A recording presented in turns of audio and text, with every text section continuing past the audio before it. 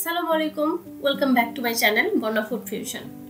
আজ আবারও আমের আরেকটা রেসিপি নিয়ে হাজির হলাম। সেটা হলো কাঁচা আমের আমসত্ব।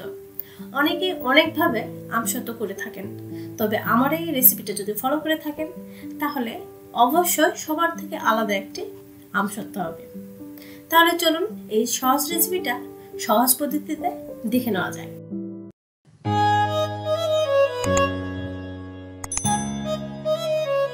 আজকে আমসত্ব তৈরির জন্য কাঁচা আম আমি এভাবে স্লাইস করে কেটে নিয়েছি। এখানে কোনো কোনো আমটা একটু লাল টাইপের হয়েছে, তবে সমস্যা নেই, যেহেতু কাঁচা আম একটু লাল কালার হলে সমস্যা নেই। এটা আমি পর্যাপ্ত পানি দিয়ে সিদ্ধ করতে দিলাম। এই তো বয়েলটা আসার পর আমি ঢাকনাটা উঠিয়ে নিচ্ছি এবং একটু নেড়ে চেড়ে দিচ্ছি। এই আমগুলো পারফেক্টভাবে সেদ্ধ হওয়ার জন্য এটা ঢাকনা দিয়ে আবারও আমি মিনিট 3 সুন্দর করে সেদ্ধ করে নেব। এই তো আমি একটা স্ট্রেনারে উঠিয়ে নিয়েছি।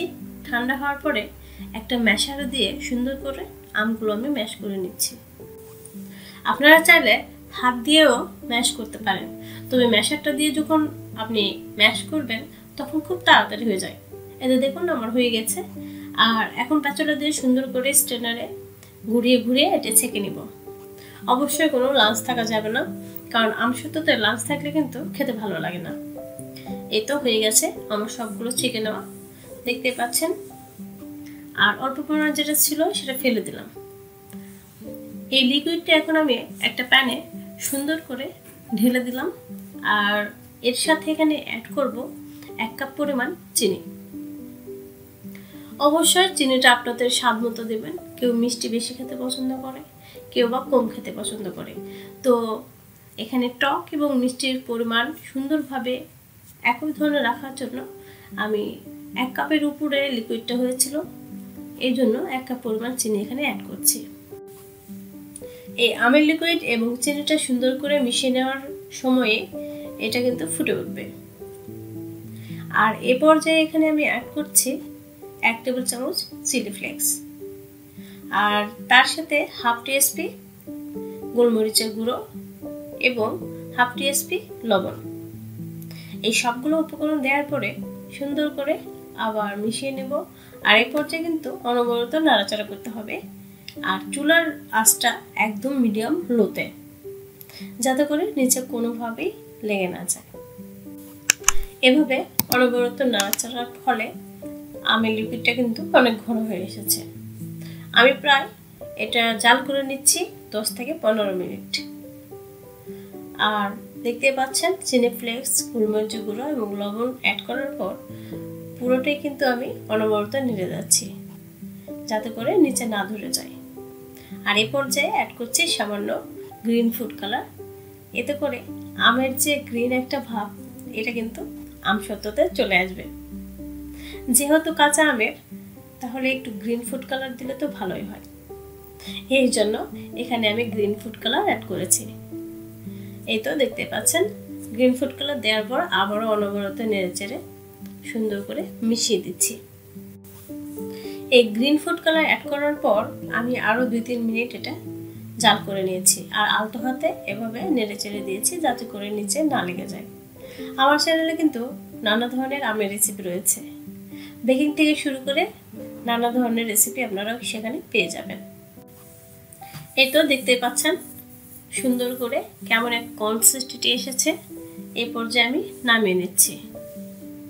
ঠান্ডা হওয়ার আগে কিন্তু এটা আমরা একটা বয়েলে ঢেলে নিব, আর সেটা বিছিয়ে দিব কোনো ট্রেতে।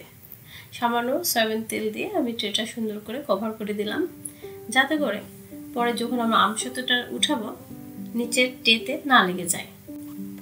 এই তো এরপর আমি সবগুলো লিকুইড এখানে ঢেলে নিব এবং গরম অবস্থাতেই 4-5টাতে বিছিয়ে দিব। আমার চ্যানেলে কিন্তু নানা ধরনের রেসিপির সাথে সাথে আমেরও অনেক রেসিপি রয়েছে, আপনার চ্যানেলে ভিজিট করতে পারেন। আর ভালো লাগলে লাইক, কমেন্ট, শেয়ার এবং অবশ্যই সাবস্ক্রাইব করে পাশেই থাকবেন। এই তো আমি আমটা সুন্দর করে বিছিয়ে দিলাম ট্রেতে। এই আমের লিকুইডটা ট্রেতে বিছিয়ে দেওয়ার পরে আমরা 7 থেকে 8 ঘন্টা পর ফিরবো। দেখতেই পাচ্ছেন আমার আমসত্ত্বটা একদম রেডি। আমার ছোট ছেলেটা কিন্তু সাইড থেকে কেটে খেয়ে নিয়েছে। ও আবার যে কোনো ধরনের খাবার খুব পছন্দ করে আমের। এই তো দেখছেন কেমন গ্লেস হয়েছে আমার আমসত্ত্বটা, আর খেতেও মাশাআল্লাহ অনেক সুন্দর ছিল। এটা এখন আমি উঠিয়ে সুন্দর করে কেটে দেখিয়ে দেব। দুই পাশ থেকে একই ধরনের লাগছে, খুব স্বচ্ছ আর মোলায়েম হয়েছে। আমি একটা নাইফ দিয়ে সুন্দর করে কেটে নিচ্ছি। এখানে 3টা পিস করে নিলাম এবং এগুলো এখন আমি ফোল্ড করে দেখিয়ে দিব কেমন হয়েছে আজকের আমসত্ত্বটা। দেখতে পাচ্ছেন সুন্দরভাবে ফোল্ড হচ্ছে, আর এটা কিন্তু আমার হাতেও কোনো প্রকার লেগে যাচ্ছে না। এই তো এটা কিন্তু ফাইনাল লুক।